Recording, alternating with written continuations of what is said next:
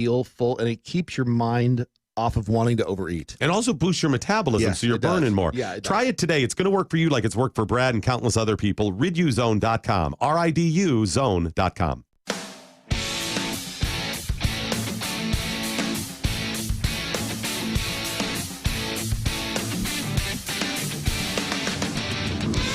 And it's Friday. Yes.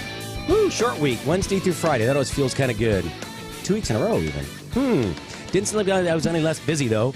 Yeah, we started with Beer for Breakfast Friday with Matt Locke over on our sister channel this morning. And it will continue through, well, not really. I'm gonna try this, the Fire Ant Funeral Amber Ale by the Texas Ale Project right here out of Dallas, Texas. Pretty darn good beer, actually. Enjoyed it over there. I'm going to have a little sip over here. And we had a special guest. If you missed the show prior to mine, it was on, 9 to 10 this morning, or 10 to 11, rather, Central Time. Trey's Chat On Live with Trey Chapman. He had a really interesting guy, Bryce Cottrell in here. And Bryce is the founder of Noble Wolf Vodka. It's an 8 times distilled vodka that actually, there's no wheat, there's no corn, there is no potato in this vodka. Only grapefruit. And I'd tell you his story, but the way he tells it is probably better, and I'd be making it up. I'm going to have him in here as a guest in probably the next week or two. What a great story. He was playing football for the University of Texas, was going to be drafted to the NFL, and had a choice. He could play football or make alcohol, and he chose to damage his liver instead of his brain cells. So anyway, he'll be in a couple weeks, and I'm going to keep that right there for a special guest who is going to be joining us in the second hour. Yeah, we'll just call him the Meatball for now. We're going to leave it at that. But it's Memorial Day weekend, so I suppose we got to talk a little grilling today. But before we get to that, it's National Escargot Day, if you didn't know. Yep, National Escargot. And if you don't, escargot, what is that? You asked me, what is that? Jeff, that's a good question. What is escargot? Escargot is a snail. Yep, it's a certain variety of snail. And, yeah, you eat them with butter. You bake them in the oven. You ever had them? No, I don't plan on it. Snails. Well, yeah, I mean, No. they're actually very tender. They're really yummy. Sure they. Yeah. No, they're so the way People that they eat crickets too. yeah, hey, they're fine, except those little, like I said, the little feet get caught in your teeth, and it's it's not pleasant. They don't taste bad. They don't really have a flavor. It's whatever you season them with. But the way they make escargot is, you'd think that you go out in your garden and you get the snail, and no. The shells come from France. The escargot are already taken out, and they're cooked. They're put in a bag. They're shipped to the United States. Unless you get them from California, in which case they come from the United States. And they have a special tray that you cook them in, and it has these little divots in it. And each one of those holds one shell that you put the snail into, and then you put an herb butter on top of that, and you pack that down in the shell, and you bake it in the oven. And then when it comes out, they have this fancy little, they're kind of like a reverse set of tongs. So when you squeeze them, instead of going together, the part that grasps whatever you're trying to grab they're crossed over, so it actually opens that, and they're concave, so it opens the two tongs, and you let them go, and they snap back together, and they hold that shell so that you can put the little tiny fork in there. It's a little tiny fork, kind of like like they give for when you eat lobster or crab or shellfish, and then you can pluck that little sucker out and slurp them down. They're actually really good. Jeff, I'm going to bring you some. We're going to make escargot. I have an oven. I can make escargot. Bring it. I mean, I'm okay. I'm not really, unless you tell me it's something different, I'm not going to eat it. Are you not an adventurous eater? No, I'm adventurous. I'm also wise. Well, what's wrong? What do you mean wise? I mean, it's a snail, Patrick. So what? Yeah. You eat cow, you eat pig. Right. Okay, they live on vegetables. What does a cow eat? Pig will eat whatever you give it. Could be your neighbor. You'd still eat the pig? Seriously. They used to feed feces to pig. Why do you think trichinosis was such a big deal? Human waste. That's why. Seriously. So trichinosis, I don't think there's been a case of trichinosis in the United States in, maybe since the 50s. There used to be a song at the end. It goes, or you'll get trichinosis about cooking pork to the right temperature. It was gone before I was born in the late 60s. But, basically it's this little thing that lives in there, kind of like a worm, gets in your body and settles in the brain, wherever, muscle tissue. It's not cool. But yeah, in the United States, since we all of our livestock are fed really clean food or feed now. We use a feed source other than human waste. I mean, scraps from the table and other things like that. It's clean. It's good. But you'd eat it anyway, right? Because you wouldn't know the difference. But you can eat those. I mean, they can all pretty much lick their own rear. So, but you'll eat that, but you won't eat a snail? Would you eat rattlesnake? No. Oh, it tastes like chicken. They're poisonous. Only if they bite you, and you don't eat the glands where the poison. Yeah. I heard if you boil them really good and rinse them and boil them again, they work well. It's not poisonous anymore. Yeah. Okay. Well, have fun eating it. I mean, it's totally fine. I mean, listen. I've had rattlesnake plenty of times, and other than that little twitch I got going on, I'm fine. I'm fine. There's that one, and then the other side is one my mother dropped my head when I was a baby. So that explains a lot. It does, really, doesn't it? A lot. That did happen to me. It wasn't my mother, though. It was her friend. I was about 4 years old, and she picked me up, and I pinched her boob, and she dropped me. And I know. I couldn't help it. It's boobs. Yeah, it wasn't snails. Who thought? Time out. Wait. Hold on. How old were you? I was like 3 or 4. I was 2 or 3. 4. Yeah, I wasn't very old. All right, so you were still very much toddler, kind of. Oh yeah. Yeah. No big deal. No. Your bones are soft at that age. I hear you. They're flexible. The skull bounces very well off the. Luckily, we're outside. It was in the grass in her front yard. It was around Easter time. I remember that because she had this floral dress on. My mother had one as well, which she didn't really wear that kind of stuff unless it was Easter time. But yeah, I don't think I didn't like that lady very much after that. I was just hanging out. What the heck, man? Wasn't asking for lunch. But I digress. Appetizers, snails. How hungry would you have been to eat a snail? Really? I mean, how hungry would you have to been 100 years ago or 150 years ago or 200 years ago? I guess, the world was a different place then. When you think about, that's another thing. I think about how hungry would you have had to been to eat this? If you were starving, because if you had a famine or you had a blight on a crop, a lot of countries or regions subsisted mainly on one article of food, whether it was a grain, right, or a vegetable, whatever happened to be. If that was gone, I guess you'd eat whatever you could catch. I would. Snail? Woo! You bet. Salamanders kind of creep me out a little bit. I don't know why, but I'm not sure I could. Especially in the East Coast. You ever seen salamanders? I mean, they're kind of they're like a little what are they called? The skink. The skinks, the striped tail skink, the 5-striped skinks they have here.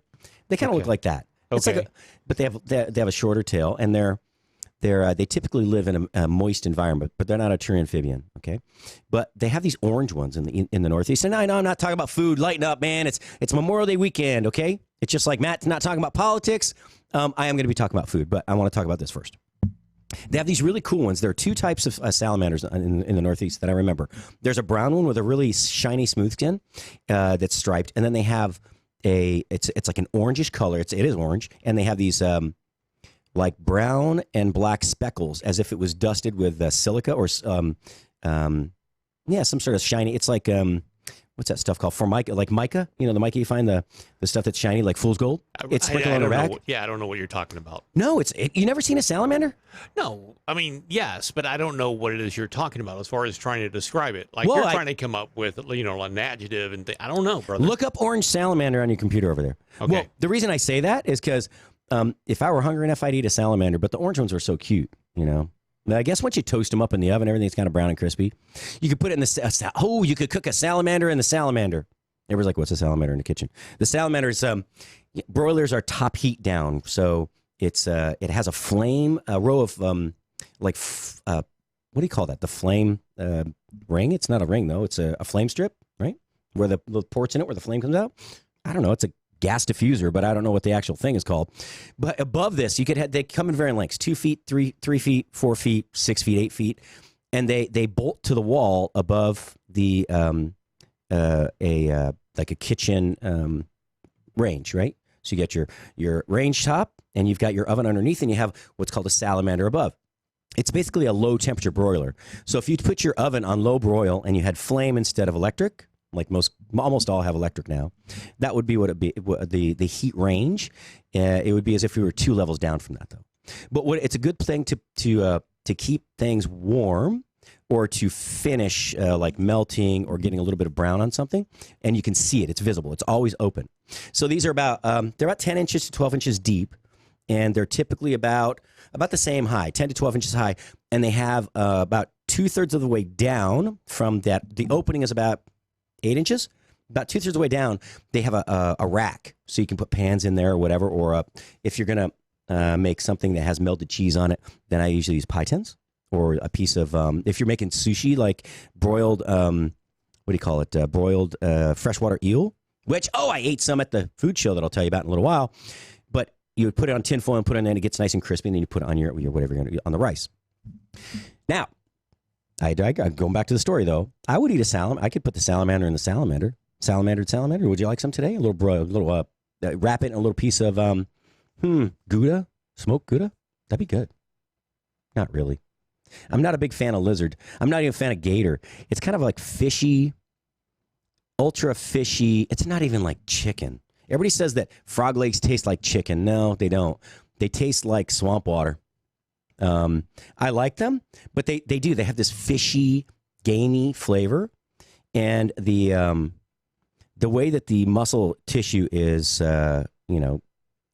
composed, it's like 2 or 3 big muscles attached to that tiny little leg, and so it's a big, meaty, moist bite of something between fish and chicken, somewhere in between. But it's got a definitely fishy taste to it. You ever had frog legs? No. No, come on, dude. What will you eat besides steak? Chicken? Would you eat seafood? Yeah, I do seafood. I've had alligator, as a matter of fact. We went to Louisiana one year and ordered some alligator, and it came out rubbery, and I was like, okay, not a fan. Overcooked or undercooked is rubbery, I guess, but I didn't like it. So I was like, okay, done it. It can be very good. Like, I like fried alligator bites and things like that. It's not my favorite. It's all right. But you put enough heat and flavor on there, and everything's pretty good. So I've had all the weird stuff. Wow. Rattlesnake. The mammal, the little mammal with the flat tail. Yeah. Yes. I'm not going to say it on the air. What is it? I'm not saying it. Shush. I'm sorry. In order for me to follow you, they make dams. They make and dams. they live in like a hut, right? A hut. A lodge is what it's called. A lodge. Okay. And they swim around the water. They have a flat tail, but they're a mammal. They're a mammal. I'm not saying. Still not. I'm going to get enough flack already for bringing it up. Okay. And I've had nutria, which is basically a giant swamp rat. Those are big. They're like 2 feet long and 1.5 feet high, and they weigh like 45 pounds. They're chunky little things. Wait, you've eaten rat? Well, it's a nutria. It's not a rat. What is a rat? What, a nutria? Good question. I want to know now what family of animals that is. It's not rat, but it is kind of like a big. It's just a big rat, right? A koipu is the real name for them. Coypu. They're varied eaters, most fond of aquatic plants and roots. They also feast on small creatures such as snails and mussels. Yeah, there are tons of them from Texas over into Louisiana and like these swampy states down there. Lots. And they thought they really thought that it is a semi-rodent. It's a semi-aquatic rodent. Interesting. I didn't know that. It is a rodent. So it's a wet rat. It's a big ass rat. Is what that is. And they have these nasty looking teeth like gophers do. Their front teeth are really big, and like they cover the whole bottom part. They're not attractive, and they breed and they procreate really fast, and they're cheap to raise because they eat whatever plants you give them. And they thought, I guess about 20 years ago, I was in mid 90s, early 90s. They thought nutria was going to be like the food of the future. So people were investing in this. No, it wasn't ostrich eggs. They weren't buying a set of ostrich eggs and starting an ostrich ranch. It wasn't emus. It wasn't llamas. Nope, nothing. Alpaca. No. Nutria. Make it more exotic. Koipu. You want to invest in a koipu? Yeah. What's a koipu? Oh, it's the food of the future. It's nutritious. Yeah, it's okay. Wasn't my favorite. It's kind of gamey, and I don't mind gamey, but it just wasn't. It didn't do it for me. Now, like ostrich, I've had kangaroo. I've had ostrich. I've had mountain lion, bear, Bear is really greasy. Not my favorite. Mountain lion. I'm not sure I like cat either, but I was drunk, so I didn't care. Rattlesnake. Rattlesnake is very similar in certain ways to alligator. It's more tender, though. Let's see. I'm sure I've eaten all sorts of spiders in my sleep. You swallow about one a year, by the way, if you didn't know that. I know, disgusting. And by the way, you know what's really weird? We think about washing dishes, dish soap, and rinsing it off, and it's nobody looks clean. On average, the average person drinks a whole container, like a 1-quart container of dish soap over your life because it doesn't get rinsed off very well. That's disgusting. If you hiccup bubbles, that's why. Matt's hiccuping bubbles because he's drunk, by the way. So forgive me, but you're saying drinking that is disgusting, but you eating swamp rat, I mean, that's acceptable. And rattlesnake, and let's just throw in some lizard guts and everything else, right? Okay, what's your favorite meal? Say it again. What's your favorite meal? I'm not okay. This is instead of food porn Friday, it's appetizer course today is unappetizing food Friday. I'm going to make everything you talk about unappetizing. I'll tell you why. Okay, I don't have a very good Southern accent. I'm from New York. I'm sorry. Forgive me. I got here as fast as I could, man. My parents were Northerners. I'm sorry. Look, Jeff, I know at least you're laughing at me today, or laughing with me instead of you are laughing at me. No, I'm at you. Yeah. I mean, there are moments when I'm like, hey, that's pretty funny. Well, here we go then. Here. Oh my God. There we go. Let's make it real exciting. Let's have a beer. What kind of beer is that, by the way? That actually is really good. It's the Fire Ant Funeral. It's an amber ale, and it's actually really good beer. It's by the Texas Ale Project, which is right here in Dallas. And if you're listening over there, we need sponsors or a free product, one or the other. A lot of states it's illegal to give alcohol away as a promotional gimmick, though. Somebody has to pay for it, and usually it's whoever drank the most the next day. But anyway, so what's your favorite meal again? I'm gonna have to say I really like fried chicken. I like fried chicken with mashed potatoes. I like some corn, maybe a corn casserole where you got some of the cornbread mixed in there, maybe some sour cream and stuff mixed together. And then, of course, right at the end, you throw some cheese on there to brown that up, right? That's yummy. And some Brussels sprouts, maybe. Then I'd like to be able to follow that up with, maybe a slice of apple pie or maybe a key lime pie as well. I can't say anything about apple pie or key lime pie. I'm not going to say anything negative about those two because apple pie is my all-time favorite. So kudos to you on that one. Okay, so let's go to the first thing you mentioned, chicken, yard bird. They'll eat its own poop when it gets hungry walking around the yard there. They do. Okay. You know what else they live on? You know what else they eat? But I'm not primarily. I'm not eating their backside. But you realize what you digest becomes so the old adage "you are what you eat" is true. Whatever you digest becomes a part of your body. You digest it, becomes the cells from the inside out. There you go, Sparky. Score, you're eating bird poop. No, that's all they ate, and then we wouldn't have chickens to begin with. They eat other things, don't they, Patrick? They do, actually. Yeah. If you've ever had chickens? Live chickens? No. Or guinea fowl? So guinea fowl are really cool. They're a little noisy, and they're big, and the wild animals love to come and eat them. My poor friend Stephen Holling said, I think they were living in Virginia, and they had this beautiful... They want to have guinea fowl. I don't know why. He just wanted guinea fowl. And maybe because he just likes saying it. But he's a very, very good. He's not a professional chef, but he should be. He's fantastic. He knows his wine. He and his... by the way, happy birthday, Jan. I think her birthday was yesterday or the day before. They have at least a football team of children. Wonderful family. Beautiful children. Very smart, intelligent. They built this big structure. It's this very nice raised... It's nicer than probably the first house I lived in, but it was a coop for the guinea fowl. And I think he said they had 8. And they were living somewhat rural Virginia because he was working in D.C. And, about one a week disappeared as the foxes came in and took them. So there was I think there was one left, and he was hoping they would get to eat guinea fowl at some point. I think he finally did. But if you have poultry, or, poultry fowl that you want to raise on your property, you will literally be bug free. I'm telling you. You got a bug problem? Get some chickens. Get some chickens. Let them out of the pen for a couple hours a day, and you will have the cleanest, most bug free property you've ever seen. Fire ants? Not a problem. Buy some more chickens. I'm serious. That reminds me. What's his name? I talked to him before. What's he was the really heavy big, he was such a great comedian. He died a couple years ago. John Panetta. John Panetta? He's a big guy, and he's like, you don't want a big guy waiting in line at a fast food restaurant. Because, he knows what's on the menu. It's a McDonald's. It's been the same since you were 5 years old. I can read it to you top to bottom, bottom, top, right to left, left to right. Get out of line. He's like, get out of line. But anyway, he's talking about chicken. And he goes, you going to Kentucky Fried Chicken. He goes, why are you reading the menu? You got a choice. It's chicken or chicken. Get out of line. Because he's hungry. And then probably the all-time favorite joke of his. And I idolize this man. He actually got gastric bypass so he could survive because he was very heavy and he was leading a very terrible life. And he really tried hard to correct that. And he actually died from complications from that a little while later. So it was very sad. But he said, going to Starbucks and waiting for a coffee. He goes, I need to go by Dunkin' Donuts to get coffee so I can go to Starbucks and get coffee. He's like, and that kind of makes sense, especially now. We'll get back to that. We're going to go to the chickens. Seriously, if you want to get rid of bugs in your yard, if you have if you live in the country on 5 acres or whatever, I had a whole bunch of stuff to talk about. But we got on the subject that you are not a very adventurous eater. We're going to change that. Okay? We are. Oh, yeah. You just won't know it. Want some barbecue? I promise it's beef.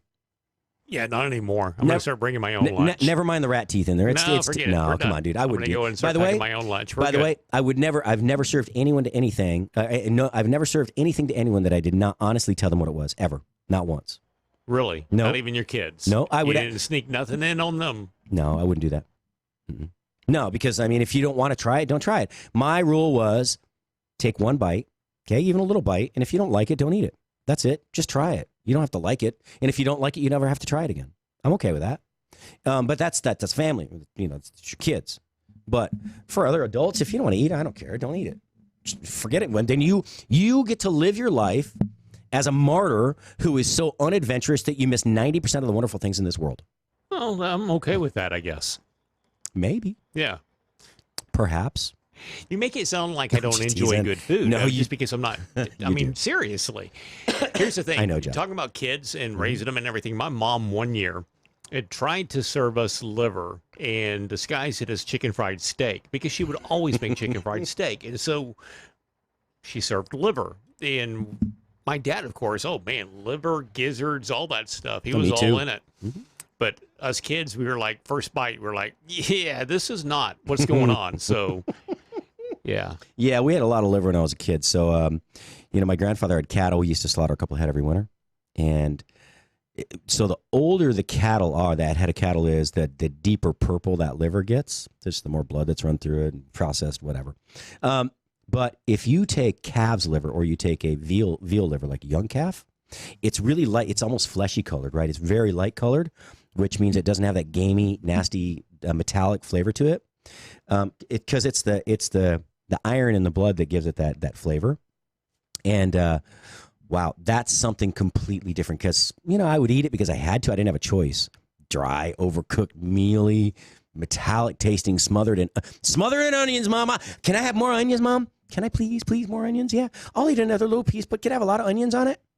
But yeah, so I had veal liver when I first when I first becoming a chef, and I'll tell you what, it's crazy good, especially if you don't like it. If you like chicken livers, but not beef liver, you don't like gizzards and liver, all that kind of stuff. Really? No. Do you eat sausage?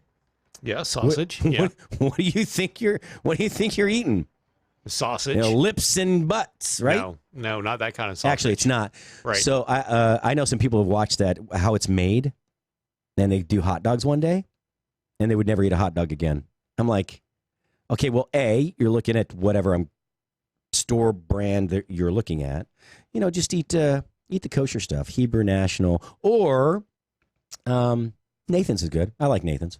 You like Nathan's? Oh yeah, Nathan's is, and the Hebrew and all. Yeah, absolutely. I like hot dogs. I can't. I am a food snob, except for when it comes to hot dogs. I like hot dogs. I do. I don't like the really cheap ones. Hey, we actually have a guest coming up for the next half hour, the next segment. And yeah, I skipped over all the really fun stuff. We'll talk about grilling in the third segment because I'm not sure if Cheryl's going to make it on. But this is the gentleman who, remember the straws I had on here yesterday?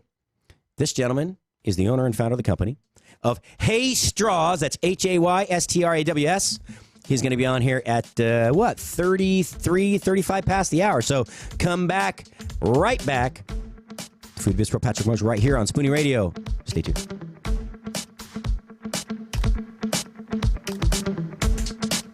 Follow Chef Patrick Mosher on Twitter at Food Biz Pro. If you're trying to quit drinking or doing too many drugs, listen to me. You don't know me and we'll never meet. I had a problem like you once. I drank and used to party a little too much till it got out of control and almost ruined my life.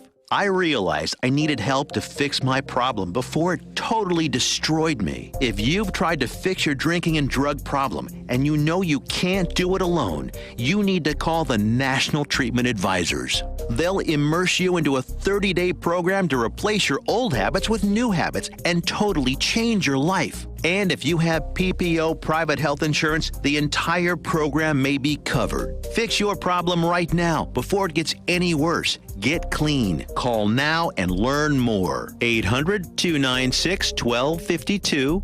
800-296-1252.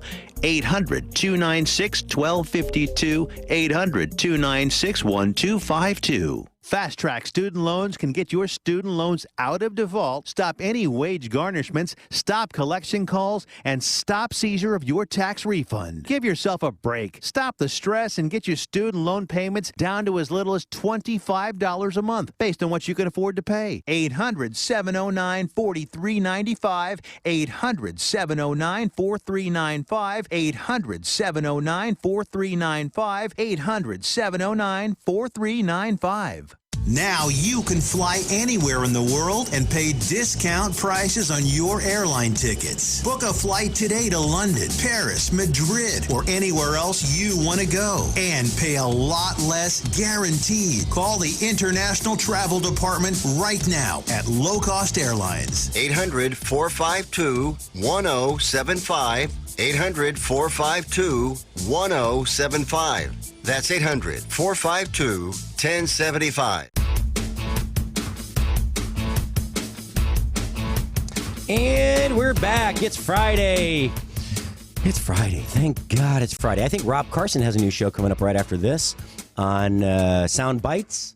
Should be interesting. I believe he has one of the best barbecue gentlemen in the country. If I could remember his name, I'd tell you, but it's Friday. It's Friday. You know, most everybody has a long weekend. I'm sure it will be long for all of us, most of us. Yeah, it's Memorial Day weekend. Get out there and grill something, would you? I had a couple of things on here. I had some comments here, real quick. And he should be on the phone soon. And he's not there. Let me make sure I refresh that. Okay, good. Just making sure I'm not missing him because I don't want to keep him waiting. Some people are more important than I am. All right, so we've got snails taste like clams with a fish tank aftertaste. That's what Pat Gamir says. She said that was in your honor, by the way. She goes, my youngest at 2 fell out of a shopping cart, sounded like a coconut when he landed. We blame all his issues on that. He's now 26.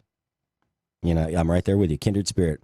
Richard Brandt, Tech-Roo, kind of like a tapir, whatever that's related to. That's that big, they're like a 3-foot tall rodent thing. They're from South America, I believe.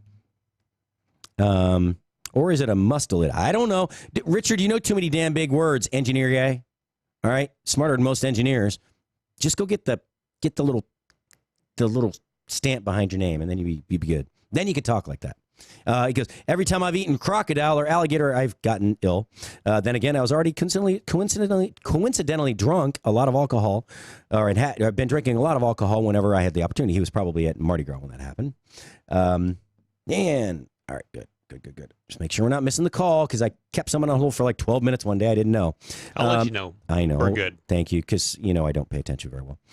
Let's see. Melissa Shackelford says, Boudin. Yes, Boudin. How it's made blew my mind. Boudin is really good. It's got rice in that sausage. Oh, man. It's a white sausage they make down in not New Orleans, but in Louisiana. Oh, Richard Brandt, you bring up a good one. How about sea cucumber? Yeah, sea cucumber.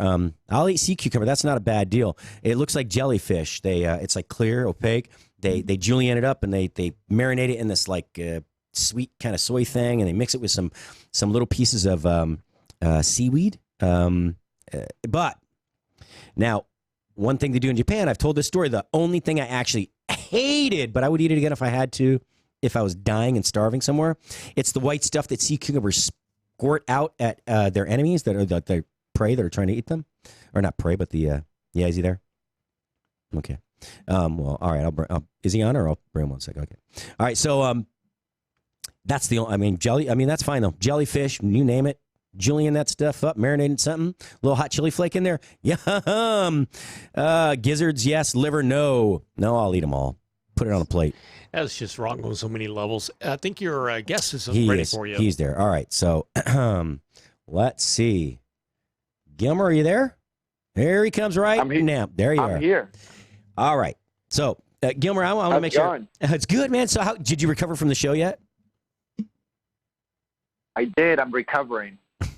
Well, I'm in recovery, so but I tend to go into recovery every Monday after a long weekend. So I'll be in recovery on Monday, but no. You have to tell you. So Gilmer, is it Ariano or Ariano? Ariano, okay. And so there's a delay. So there'll be pauses back and forth, folks. He's in California. I'm here. I can't afford to live in the Bay Area, so I stay right here in Fort Worth. So really cool. This was one of the coolest products that I'd seen. And you won, was it the Fabi Awards or was it the F&B? Or was it the tech word? It was the Fabi, right? Yes. Okay. So you make, did I not bring the box in here? I used them yesterday on the air, but you make straws, the hay straws out of, are there, okay, wait. That a straw or hay? You have to define the difference for me. So they're made out of straw, right? That we call them hay straws. I think it was just more of a branding strategic name to just capture the attention of the consumer. In a way, we wanted to be on their face and say, "Hey, we're hay straws." But hay is essentially a byproduct of wheat stems. So when the combine or you're making hay bales, right? Wheat stems would just get crushed up, and then the bale will be made, and they're placed like on the side of the farm, and they just sit there until someone needs a use for them. Mm-hmm. But hay straws is the name of the product, and it's the name of the brand, but our straws are made from wheat stems, from the whole full wheat stem. Yeah, and so here's the thing. I was thinking, wow, how innovative. My first thought was because of consistency issues, that you would have to have, this would be a mulched product, right? Something that was, mulched, shredded, ground, and then mixed with a binder and extruded, right? So pushed through a mold and then, baked or dried or somehow cured, which, like most things would be. And you said, see that, and that's why I had that question. So the key to this was not in the production of it from just a standard mechanical standpoint. The key was that this is actually one whole piece of straw, which is the cool part. It's not something mixed up and ground and then bound and pressed or pressurized into a shape. It's an actual piece of the stalk. It's so cool, and all the diameters. There are no two alike. That's exactly right. So essentially, it's a natural drinking straw. It's the original drinking straw, and the cool thing is, there's so many different varietals of straws of wheat out there. So we've identified certain varietals that work best for us, that have the traits that we're looking for, which is a thicker wall stem, wider diameter. And that process alone was really difficult, just because most of the research that's been done for wheat, right, it's been focused on the grain, and nothing's been done to really figure out the stem part, because there was no use for it, right? So that was kind of like the original process, the first step. And after we found that, we realized, okay, cool, like this type of varietal seems to work best for us.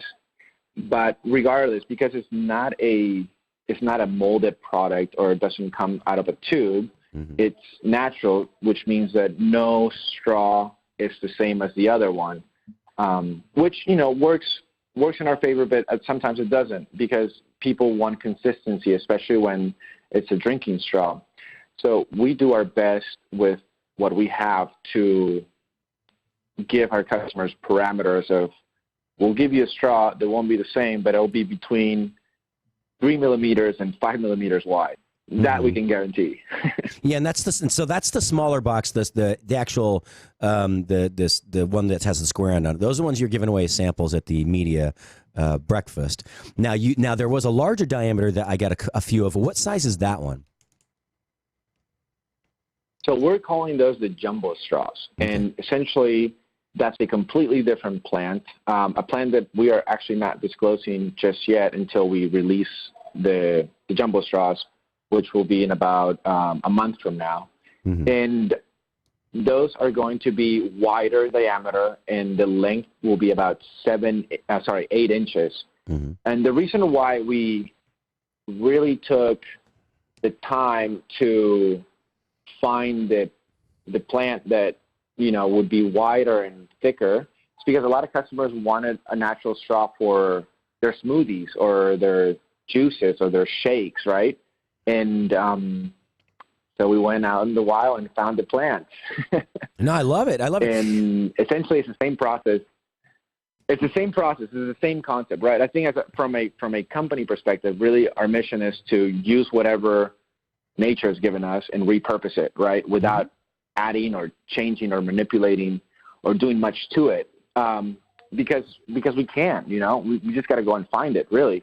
So we're actually pretty excited about this product, because out of this plant, we're able to find 3 different diameter sizes, which is the jumbo straws, which will be great for your smoothie or milkshake, and that's between 5 to 7 millimeters.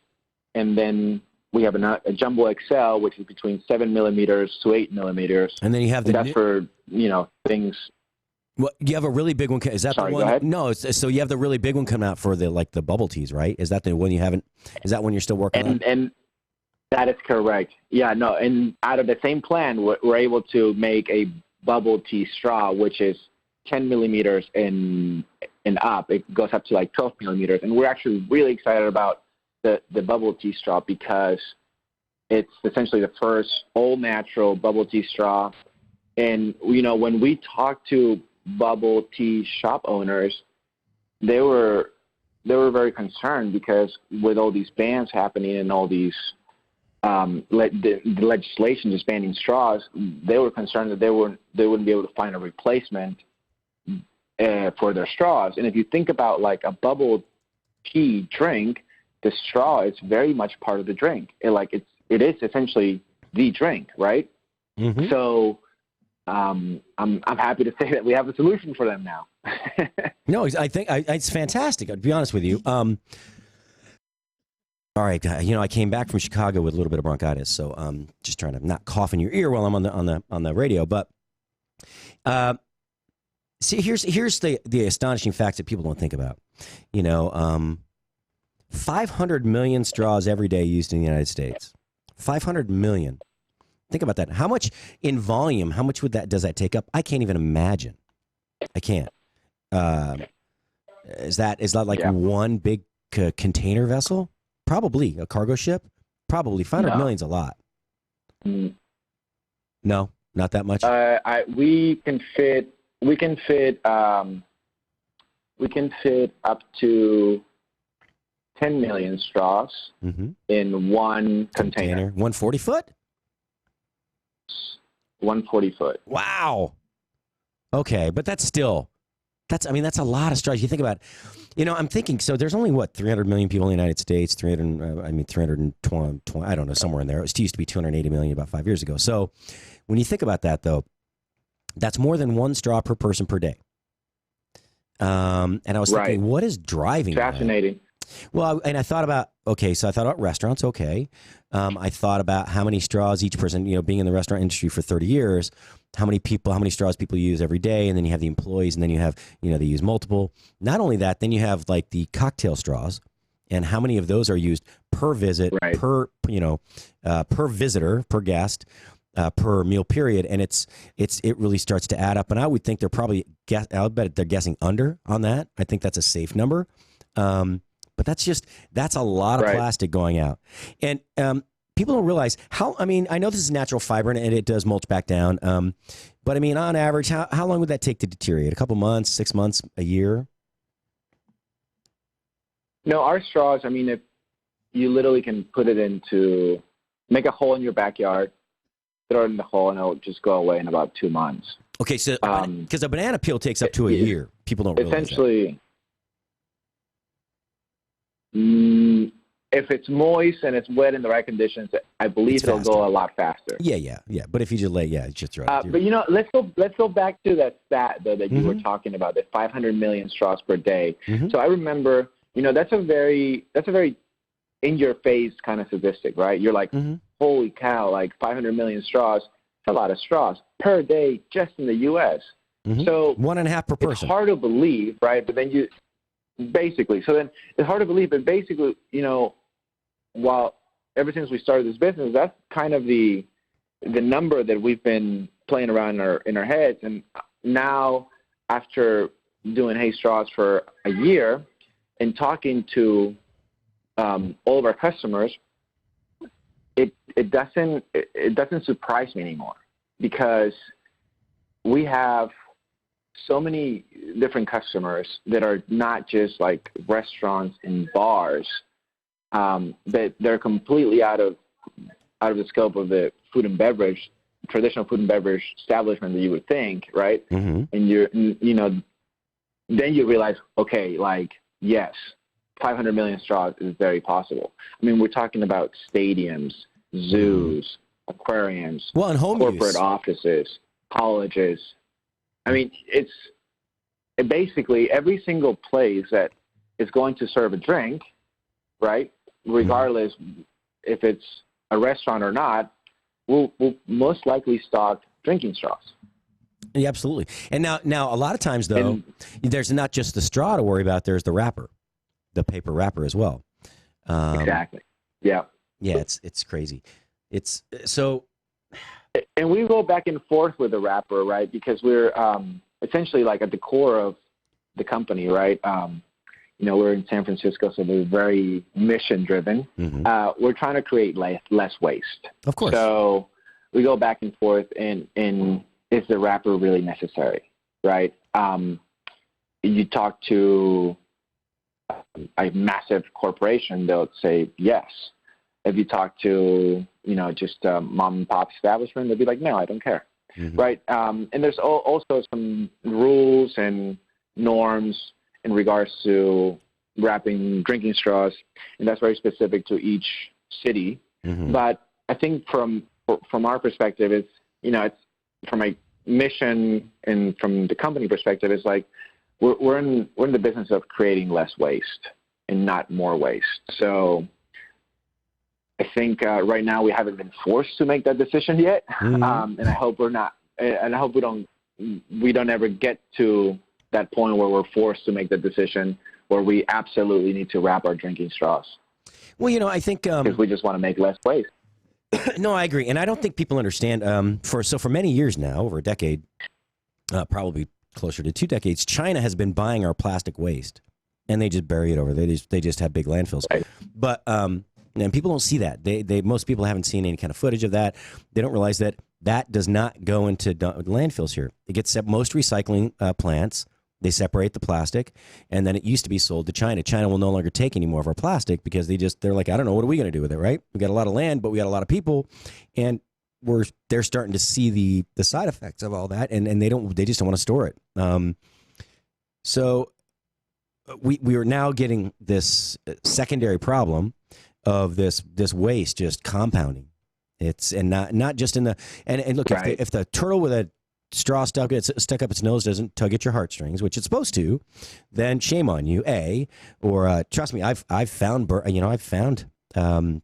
with the 6-pack holders around their neck. I've seen. Oh yeah. I've found dead fish when I was fishing, trapped in those, and it's not funny. But that's another problem that a lot of people don't think about because it's out of sight, out of mind. And I think this is right. Really... And it's. Go ahead. I'm sorry. Sorry. That's a really, once you talk about like the turtle and the animals that are suffering, right? I think, yes, we should be concerned and it should make us sad because that's essentially a direct result of human behavior, right? And the way we've kind of shaped things, and it affects animals. But the fascinating thing is once you start digging deeper and doing more research, and you start tracing pieces of plastic, right, that are making it back into our food supply, right?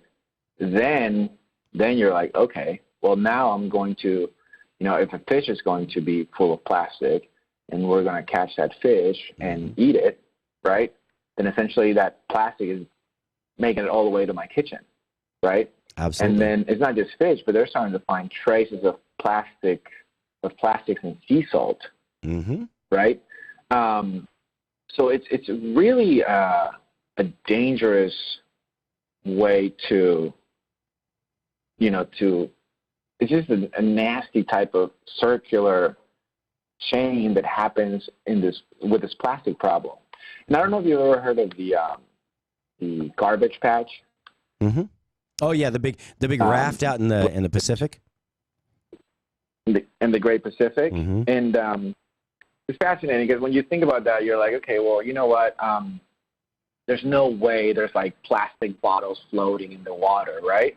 And yeah, I mean, that's not what we're talking about. We're talking about like, if you've been to the middle of the sea and the sun's out, it's hot, and it'll melt big pieces of plastic into little tiny particles, and that's the problem because it's so like you think of bottle of plastic. Okay, well, like a boat goes by and it just cleans everything up, but when they're so small, essentially it's pretty hard to clean up. Yeah, so and here's something else. So I've talked about this before. So we have another talk show platform. It's our sister channel. It's a political platform. Doesn't really matter what it is. But here's one thing that I've been a proponent of, and that you can be you don't have to be an activist to be an advocate. Okay, and I think that's very important because what you're doing is you're actively participating.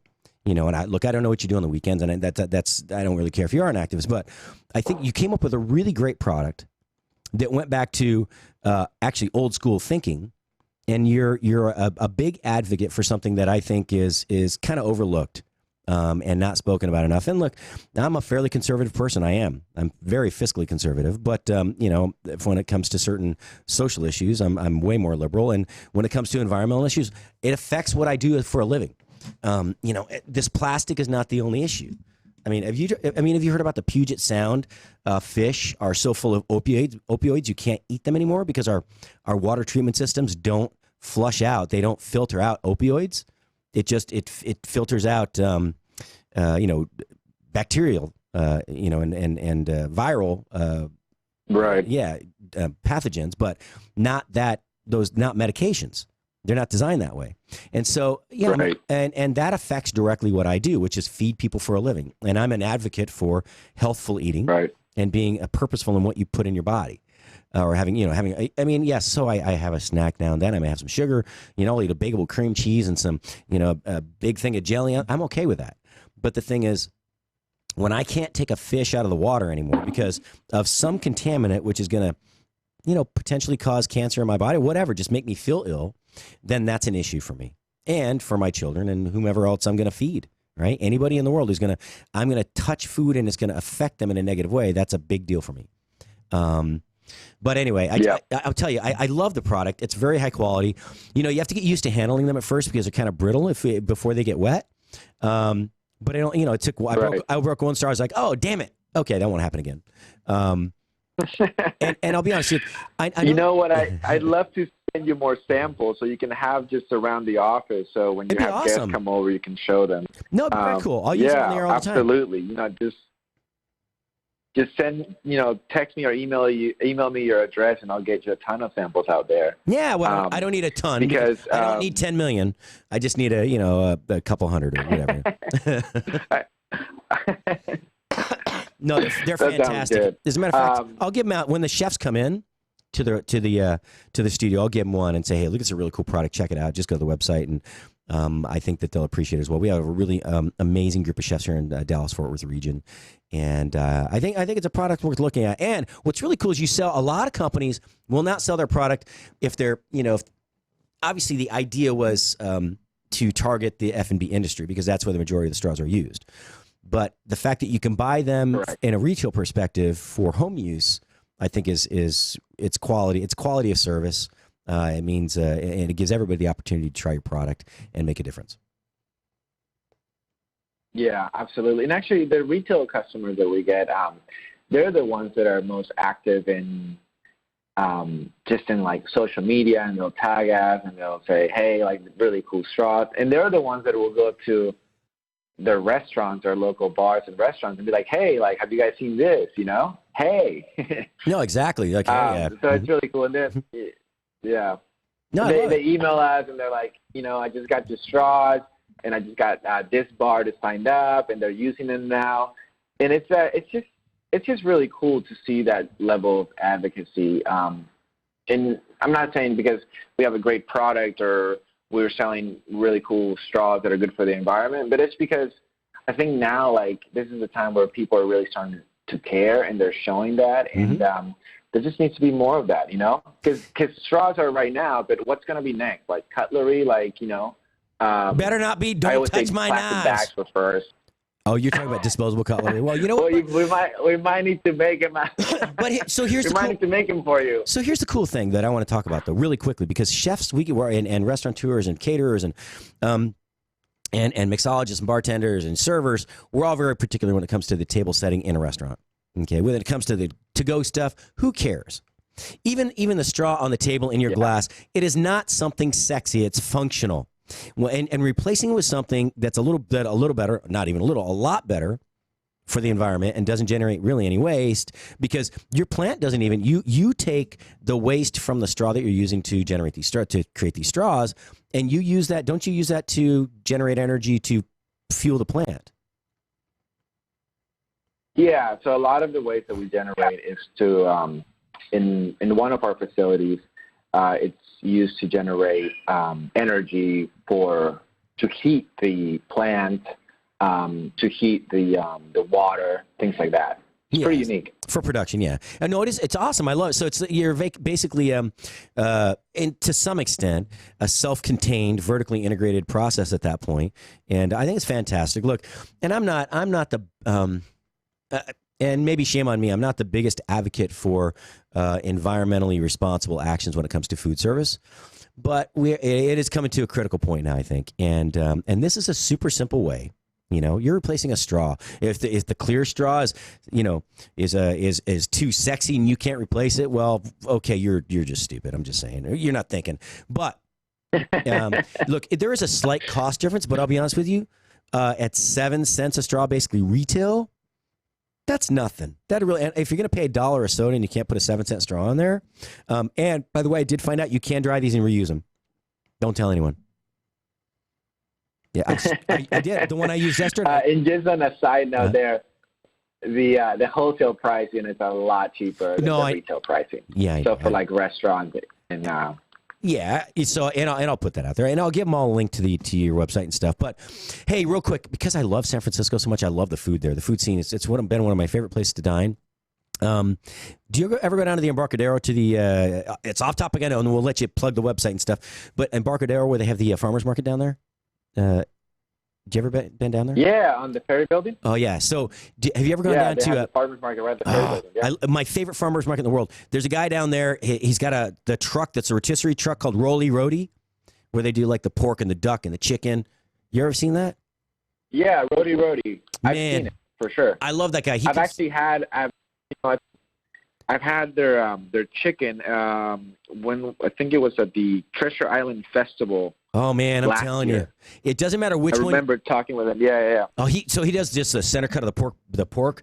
He rolls it up with herbs inside, and then he rotisseries that thing, and he slices it thin, and they don't put anything on it's so flavorful, no salt, no pepper.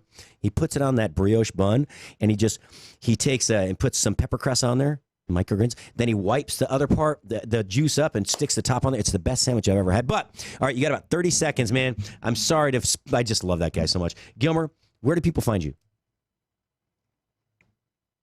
haystraws.com. That was tough. HAY straws.com.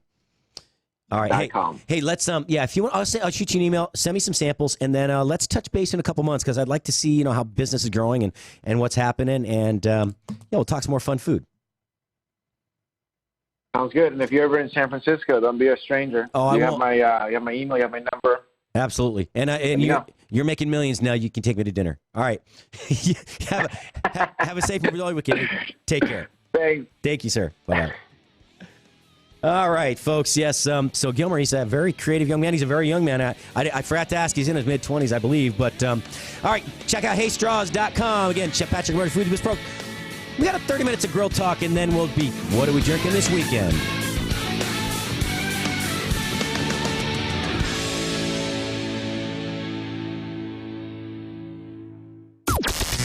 This is the only 24-hour take-anywhere platform dedicated to food and fun. We're Spoony.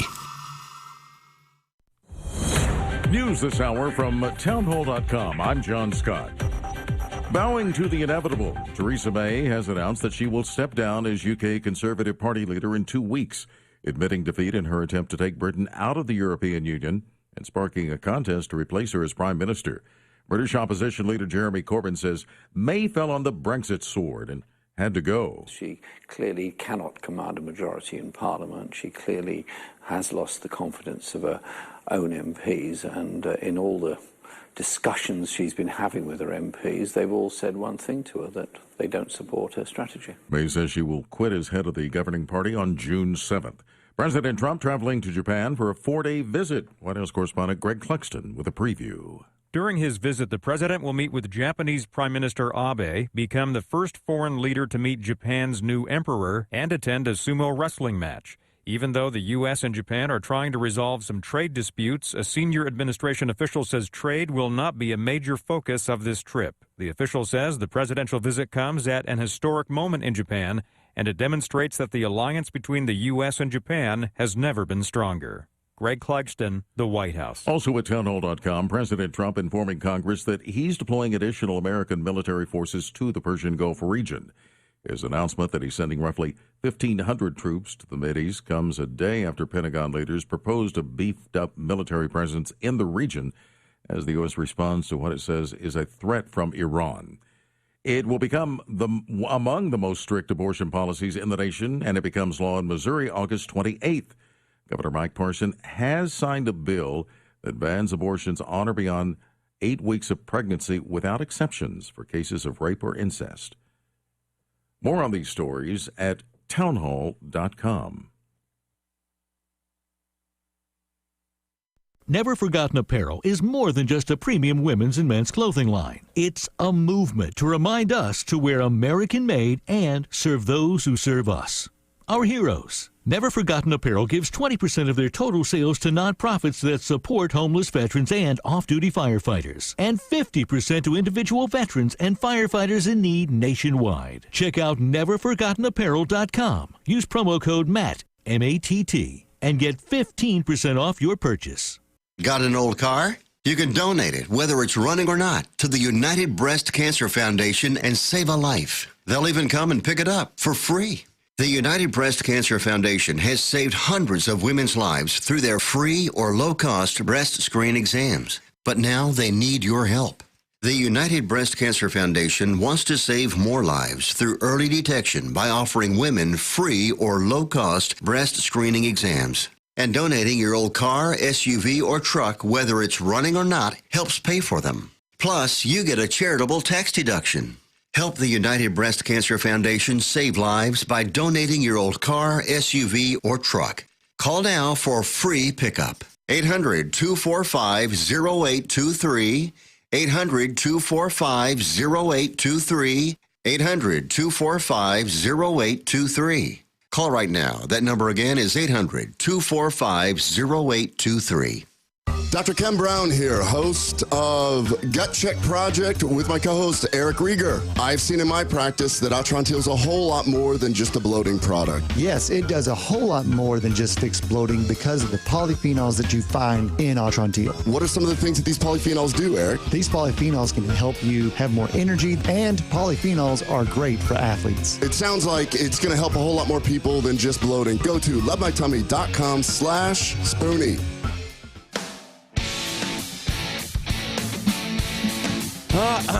So, Atrantil, good for gut health, bad for bloating. So, I got to have a talk with Dr. Brown. I do. I like that man. I like that man a lot. I like Eric, too. But, so they recorded that commercial because we had talked about bloating a lot on it. Right. All right. And they wanted to not highlight the bloating. But they say bloating more than any other word, even more than Atrantil in the commercial. Right. So I'm like, in the spot, right?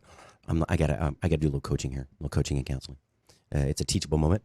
If you don't want to highlight that word, don't say the word. That's right. But actually, it's an awesome product. Have you tried it? Not yet. We were just talking about that on the other show. Matt lost like 5 pounds in 4 days.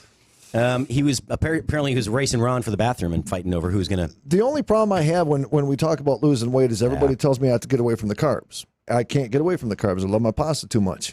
Well, so I mean, you're in pretty good shape though. You have a balanced diet, right? I do. Okay. I do. A lot of pasta.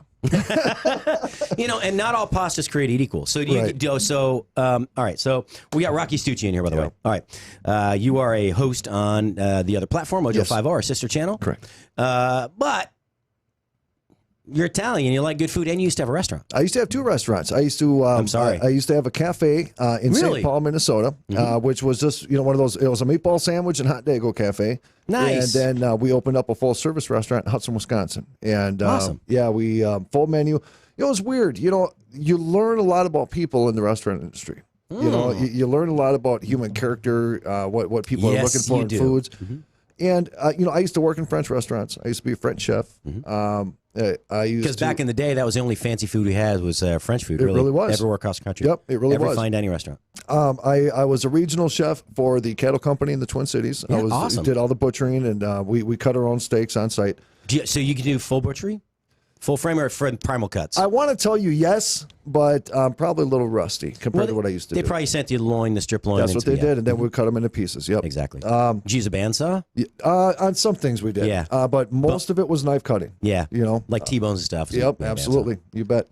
And then I, of course, with the Italian heritage, one thing. You don't sound Italian at all, dude. No, I try not to. You know what I'm talking about. Don't worry about it. But one thing I learned through my family is that food generally and genuinely brings people together. Absolutely. You talked about Memorial Weekend. What do Italians do on Memorial Weekend? Mm-hmm. We celebrate. And what do we celebrate with? We celebrate with food and wine. Yeah. That's just what we do. And so my father and I and my mom, we wanted to bring that experience to the people. And so when we opened up the second restaurant, which was Stucci's, it was the full dining restaurant. We wanted to give people the experience. We didn't want them to feel uncomfortable. Mm-hmm. We didn't want to have a really high-end looking place. We wanted to create an atmosphere that when people showed up there, they felt they were part of Mi Familia. We wanted that. So we kind of did like an old school Brooklyn style. That's Mi Familia with a G. Famiglia. Famiglia, correcto. Correcto. So we wanted to create this old style, red, white, checkered tablecloth type of restaurant. And we wanted people to want to come there because not so much of the food, but because of the family atmosphere. Awesome. And so when we first opened up, one thing I got to remember is as much as I love Italian food, not everybody else does. What? I know. Are you kidding me? It's quite offending. I get it. I understand. But so what we ended up doing was when we first opened Stucci's, we started out with, it was 100% pure Italian. We had some seafoods on there. We did some salmons. We did the typical calamari. I did a garlic cheese stuffed halibut. It was the. Oh, I'm telling you, brother. So I got. So you tell me I got a version of cheese stuffed halibut was my favorite meal. It's crab and brie actually. Oh, interesting. Yeah, interesting. Dude, it was unbelievable. Go ahead, you. Well, first. it was just multiple cheeses, a lot of garlic. We used the Nothing mayonnaise. wrong with that. I used the mayonnaise because what I liked about the mayonnaise was the coloration after we baked it, the effect that it gave in the cheese. So we would get the pieces of halibut, we'd get the whole halibut, we'd cut it down. And then we'd get a fletch, which is the whole side of halibut. That's right, you bet. And then we'd open it up and we'd put the cheese in there. So when people would be able to see on each side, you'd see the baked cheese in there, and that garlic and the cheese and the mayonnaise and everything cooked into the halibut. And it wasn't just the taste that sold; it was the presentation. Because in anything, you got to sell it by the visual before you can sell it by the taste. Eat with your eyes first. Absolutely, You do always. That was one of my biggest sellers, and we probably go through 400 to 600 pounds of halibut a week. Which was it's a lot of halibut. You know what I'm talking about? Yeah, that's a lot of. You go there just for the halibut. That is a lot of halibut. That was a lot of halibut. But besides that, and the seafood, and then we did the 3 cheese tortellini with the rosa sauce, and then we did the sautéed mushroom peppers, and then we did some chicken on top of that. It melted in your freaking mouth, and then we topped it with some fresh Parmesan. But not everybody wanted Italian, and I noticed that in that industry, you got to accommodate everybody. It's just like I guess in anything else, you got to figure out ways to accommodate everybody. To some extent, yes. To So some you extent. got what's called the fourth diner, right? Right. You got at steakhouse. It's beef, chicken, salmon. Yeah, Halibut. yeah, exactly. So we incorporated some things. I added a kids menu. I added the steaks. I Okay. added some Kids menu, by the way, the downfall of American culture. Yep. We have screwed up this country by offering nothing more than chicken nuggets, pizzas. Yep. Grilled cheese sandwiches and mac and cheese. I'm telling you what, it's what you do at home is one thing, right? But really, restaurants, that was the biggest mistake. And when we did not we, right? But 40 years ago when that started, it was a big mistake because up until then you ate what your family put on the table, and I don't mean that in a rude way. We had no choice. Well, and even if you didn't have it, but you sat down to a family meal. Right. There's a great show that is on preceding my show. Mark Conway, he was at the show with me in Chicago, and he does a show called Family Meal. Because that has a double entendre, a double meaning, in that you have the family meal at home, but then you also have in the restaurant before you open for service. You sit down, you have the family meal. Between the staff, and I didn't mean to cut you off, but that I mean, I've had to do children's menus for every restaurant I've ever worked at, and it frustrates me because you have to. Because you have to. We went back and forth on whether to do it or not. You have to. So when you're looking from a business perspective, people ask for it. You have so to. it's one of those give the customers what they want.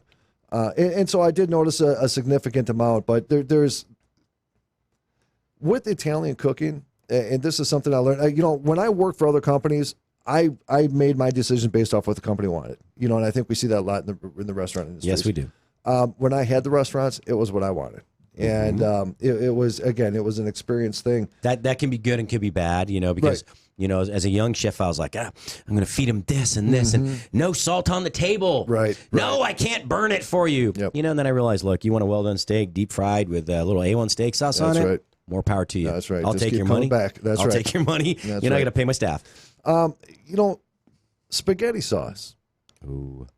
Everybody has their own way. So I want to ask you a question. Do you put sugar in your sauce? Okay, so I use tomato strips first and foremost. Interesting. So it's a product that comes from Italy, and there's there's a lot of stuff that goes into it before you ever put the strips in, but there's a touch of it in there just to kind of counterbalance the acid. And I use maybe a little, so I use a little more tomato paste than some would. Sure. And but I do something where you kind of caramelize the tomato paste in the pan with the onions and stuff. It's called pince. Okay. So it gives it a little bit of a different flavor. It's not traditional, it's really not a traditional sauce in the sense because you don't do that. You just put it in. But after the tomatoes have sauteed, you caramelize just long enough for it to start to parts of it brown a touch, and then because if you do it too long, then the sauce burns on the bottom. Sure. So, but yes, that's interesting. That's interesting that I heard that method. So, in the restaurant, it's a French technique that Sure. no one does in Italy. I mean, they don't in Italy typically. So, can you technically call it? It isn't. It just what it does. It adds a touch of like that umami flavor. It's a bit darker, richer flavor than you would normally get. So if you add, it'd be the same if you added a little bit of red wine at the end. Sure. It's not the acid that it adds, right? But it's that little bit of depth. Right. That's all. Absolutely. So when I do my sauce, Of course, a lot of people are worried about onions. A lot of people are worried about mushroom. Everybody's kind of weird on their things, what they like in food. So what I ended up doing was I overdosed my sauce with garlic, first of all. Amen. Because it's the industry. That's why you stay so healthy, though. I'm telling you, there's huge health benefits to garlic. Dude, if I would be smart enough to go and so there's a thing called the soup that'll save your life in French. Yep. It's 10 cloves of garlic, 1 quart of water, 1 bay leaf, a teaspoon, half a teaspoon of cayenne pepper. You bring that to a boil. As soon as it starts to boil, you take it off the heat, put a lid on it with a tablespoon of olive oil, and you let it sit for 5-10 minutes. You don't eat the garlic or anything, but you drink that like hot tea, as hot as you can, the whole thing, all as fast as you can drink it, and it will burn any infection out of your body overnight. I swear to God, you'll stink like garlic for 2 days, but you'll feel better immediately. See, that's a badge of honor to me to smell like garlic. No, me too. You're sweating. Absolutely. Sweating out the, well, you have to detox. I have to drink some garlic juice tonight to detox. That's a good beer. That's really good beer. We finished the rest of them during the last show. I stole one before you. Yeah, no, that's good stuff. So you put a lot of garlic in, which I do as well. We did a lot of garlic and a lot of onions, and what we did is we pureed it. And see, I like that. Yep, because a lot of people if they don't like onions, I still need the onions, and I don't like using onion powder or onion salt in my sauces. So we parade it so that way people didn't get the visual, kind of an out of sight, out of mind thing, but I still needed that flavor base to it. I like that. Yep, and then we'd put it in the pan with some olive oil, of course, get some really good aged olive oil. And, we'd kind of start until the garlic starts to roll a little bit, and then we'd add our sauce. What we do, go ahead. So do you use like so what are the tomatoes? They're not crushed. They're like a ground up tomato. They're thick. It's a thicker mixture that can still come in the number 10 cans. I can't remember what that's called. Right. So what we did in the restaurant, now at home it's different. I mean, I've even seen my mom and grandma where they actually boiled the tomatoes and they peeled them themselves. Oh yeah. And, take the seeds out. Yep, Yeah. straight from scratch. But the color's different that way. Unless you add a lot more tomato paste to it, it ends up being almost orangish. Yeah, absolutely, it does. It doesn't look the same. There's that visual. It don't get any better than that. But what we did in the industry, now at home we would do the pork ribs, or we do the neck bone, or the Italian sausage, however you want to do it. We even put our meatballs in the sauce while we're slowly cooking the sauce. Oh, yum! I'm so hungry right now. Well, that's it though. Is that we always get in trouble because we go get the fresh freaking French bread and then we dip it in the sauce while Ma's cooking it. We always get our hands slapped for it, but we can never stop doing it. Exactly. But we would always, and I personally use pork ribs. I just like using pork ribs, and I literally simmer the pork ribs in that sauce for about 16 hours because I just let that flavor and the grease and the oils literally fall apart to where even if you could grab some of that pork meat, put it in your mouth, or even if you use beef, it will just melt on your tongue, Okay, now who's going to buy lunch? Because I'm starving. You fly, I'll buy. Just saying. Make Matlock pay for it. Griff's Hamburger will do. And it's amazing because you could almost stop right there, and you could have something that would be servable, just with the meat flavoring, with the garlic, and then with the onions and the sauce. We wouldn't put this was kind of the way I did it in the restaurant because we didn't have 18 hours to simmer our sauce. We try to do it within 4. Yeah, exactly. That's about what you get. Because that's the break between service, lunch and dinner. Right, and it was basically just the tomato sauce and the number 10 cans that we used. It was that's all we used. Again, it's a restaurant recipe. It wasn't the home recipe. Yeah, so it's very hard to scale those up. Yeah, that's you right. just don't have enough time. So, and then right at the end, about the last 20 minutes is when we put in our Italian seasonings. And of course, unfortunately, I use dry in the restaurants. I prefer fresh seasonings, but and then I would use brown sugar. Brown sugar was what kind of tamed it a little bit for me and gave it a little sweetness to it. And that's fun. That's funny because I use brown sugar, not regular sugar. I always use brown. I don't know what it is. Is it? It's a preference thing, right? It's what my palates accept. So what's funny is brown sugar is not really brown sugar, right? It's so white sugar, table sugar is basically they boil all the molasses out of it and then they regranulate it. Okay, brown sugar is a type of granulated sugar they've boiled all the molasses out, then they add some back into it. I'll accept that. Yeah, and that's why it's sticky like that. Right. But I like the richness that gives. So when I talked about caramelizing the tomato sauce, the tomato paste, that's the kind of richness you get from the brown sugar. That you can't. It's that molasses, that caramelly. Boom. And that right there. It's funny because that's exactly the flavor you get from the tomato paste. Yep. And people loved it. They loved it. So we started selling it by the quarts. We started selling it by the gallon. Awesome. Yeah, man. So, it's just one thing, and this is what I want to come and talk about this, because, we talk about life all the time. We talk about what unites families, what brings families together. What do we do when we celebrate on holidays? What do we do when we celebrate Memorial weekends? And it's our culture is very deeply rooted in the Italian culture, right? And I think I could speak for just about every culture. But it's the food and the presence and the people that unite us, and we get so kind of caught up in this world, this chaotic world that we live in. And the one thing that always seems to bring us together is food. It's food, you know. The only argument at the table should be whether or not you use salted anchovies or the vinegared anchovies. Not a big fan of anchovies. You're not? No. So what I like the Spanish anchovies, they're not packed in salt. They're not brined like that, and they have the skin intact. Okay. They're in a vinegar base, and they're really light flavor. I don't use them a lot, but what I do use is you can use anchovy paste as a salty flavoring in food. So I take a chicken breast. They call it caprese chicken. Take a chicken breast, split it down the middle, butterfly it open. And then you put a little smear of the anchovy paste in there, some tomatoes, or prosciutto down first, right? And then a couple of tomatoes, some basil leaves in that, and fresh mozzarella on top of that, and then toothpick it back together and bake that in pan-sear it, bake it in the oven. So now I'm getting hungry, brother. It's actually not bad. I was like, I don't usually try magazine restaurants. I just saw a picture of it. I didn't even know what it was. I noticed it said, I looked at the ingredients, it said something about the anchovy paste, and I was like, that sounds brilliant. You could even put a little. Maybe if you didn't do the prosciutto in there, you could do black olive paste with the anchovy paste. But you don't taste the anchovy. It's just the salt from it. Alessi makes some good products. They make a great tomato paste that's in a tube because it's not that really thick, sweet tomato paste. Right. It's more authentic Italian. It's a little lighter and not quite as thick. And then they make a good pesto in a tube, and they do this garlic puree that comes in the tube like that. It's not cheap, but if you're going to use it for home use, just a little quarter teaspoon here and there, it's awesome. And they have good stuff. So what's your thoughts on buying a garlic puree or using fresh garlic and doing it yourself? Okay, so restaurant or home use? Home use. Okay, home use. Look, if you cook every night and you cook a lot, you might think about buying pre-done stuff. Sure. But as far as the puree, I can't get that quality puree in my kitchen unless I add a little oil to it, and you might not want the oil. That garlic puree is probably one of my favorite products. Okay. And look, I take a food processor. I don't buy. I dislike strongly the jarred garlic and oil. That's what my wife gets all the time. Or in water. I know it. It's in oil's a little better, right? But in the water, it's just because you're just diluting the flavor. Right. And an easy thing to do is take. If you just buy the peeled garlic, just the whole cloves, you don't have to peel it yourself. Do take the time to cut the little root end off because that doesn't taste good. And so, if you drop it in the pan, I put it in a food processor.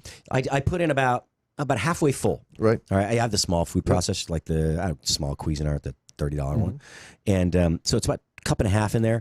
Put the lid on and pulse it. And after 3 or 4 pulses, scrape the sides and do it again. You want stuff that's basically rice grain size. Nothing too small. You don't puree.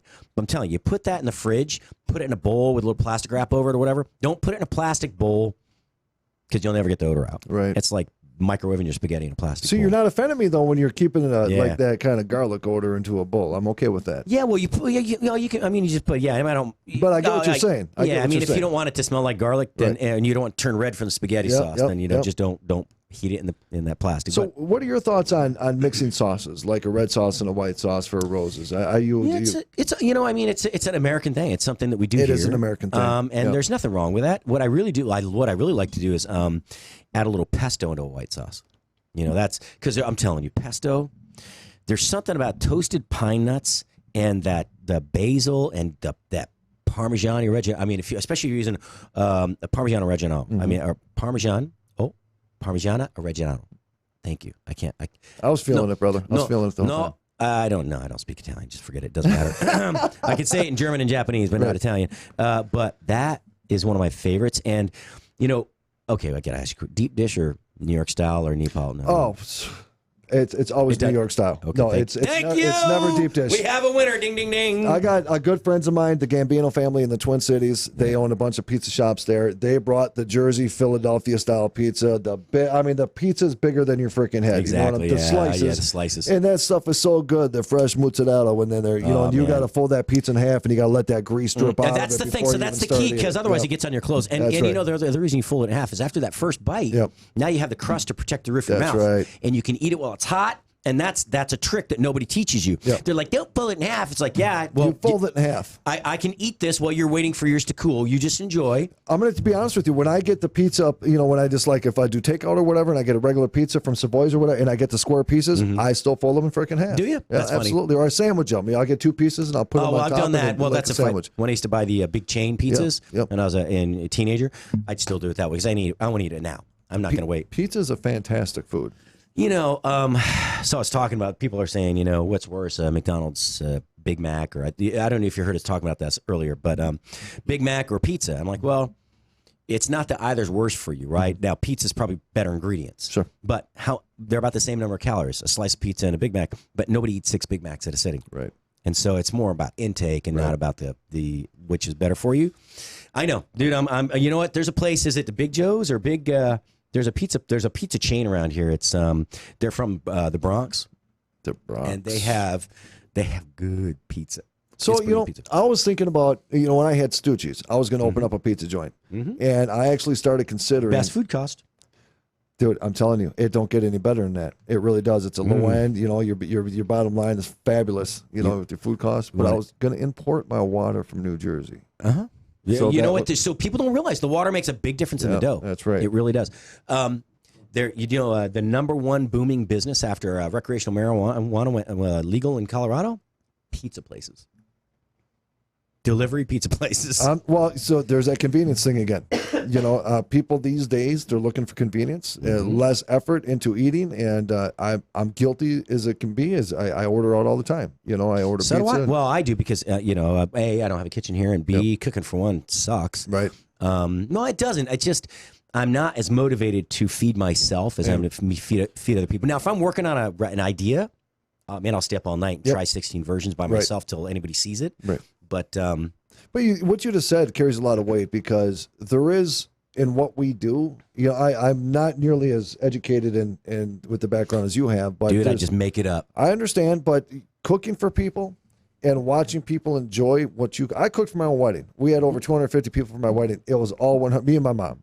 So when I say me, I get just automatically add my mom in It's the the equation. family. It's the Yeah. family. But we did an Italian feast for everybody. We cooked all of our own food. We did the red sauce, the white sauce, the fettuccines. We did, you name it, we freaking did it. We did the rosa sauce, the 3 cheese tortellinis. We did the cheesecakes. Oh, we did man. the cannolis, the cannolis. We did, Dude, everything. What's your favorite pasta? The actual pasta shape.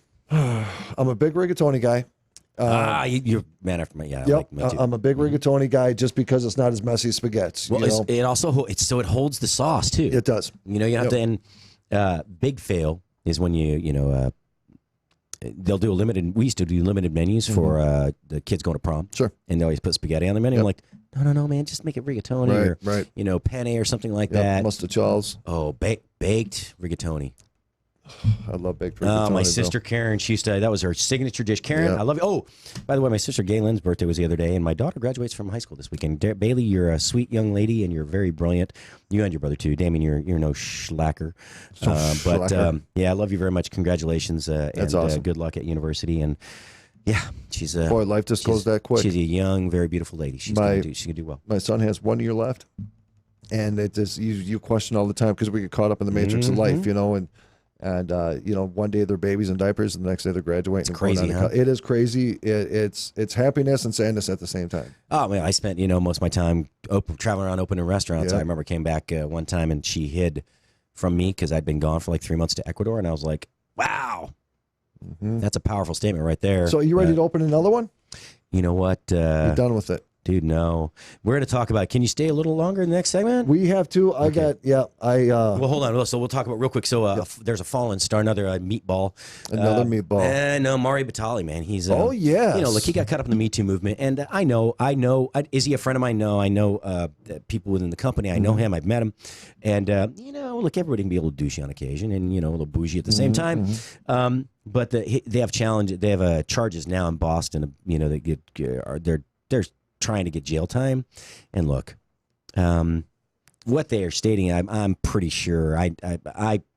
I'm pretty positive he did not do what they say he did, but he wouldn't challenge or damage his reputation like that, especially out in public, right? And, sure. In a restaurant with other people. So anyway, keep in your thoughts and prayers that the right outcome occurs.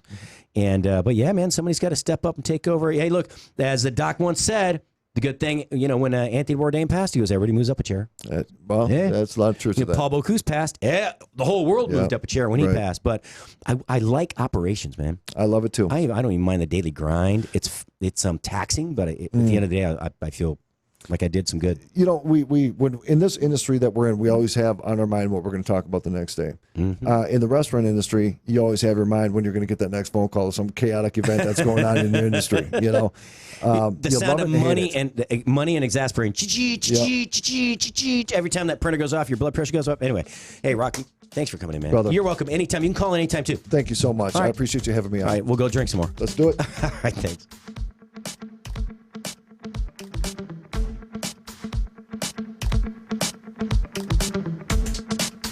Follow Chef Patrick Mosher on Twitter @Food Biz Pro. Dr. Ken Brown here, host of Gut Check Project with my co-host Eric Rieger. Eric, we've been seeing Mojo guys over there and over here at Spoony talk about Atrantil for bloating. I've seen in my practice that Atrantil is a whole lot more than just a bloating product. Yes, it does a whole lot more than just fix bloating because of the polyphenols that you find in Atrantil. You're exactly right. The polyphenols are those molecules that we find in the Mediterranean diet. It makes vegetables and fruits very colorful. What are some of the things that these polyphenols do, Eric? These polyphenols can actually stop inflammation. They can help you have more energy. They can help you with anti-aging. And polyphenols are great for athletes. It sounds like it's going to help a whole lot more people than just bloating. Tell me how everybody should be taking Atrantil. If you want to dose Atrantil, it's 2 capsules 3 times a day, basically with your meals. But if you aren't bloated and you just want that polyphenol intake every day, 2 to 3 capsules a day will work for you. Go to lovemytummy.com/Spoony.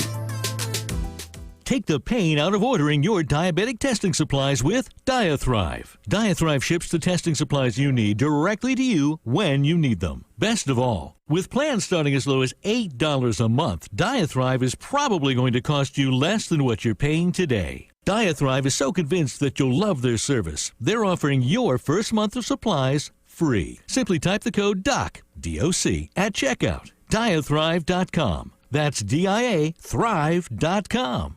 Are you tired of high cable TV rates? Sign up for Dish today and get a $500 bonus offer while supplies last. Plus, lock in your price for 2 years guaranteed. Call All American Dish, your Dish authorized retailer now. 800-570-6630. 800-570-6630. That's 800-570-6630. Offers require credit qualification, 24-month commitment, early termination fee, and e-auto pay. Restrictions apply. Call for details.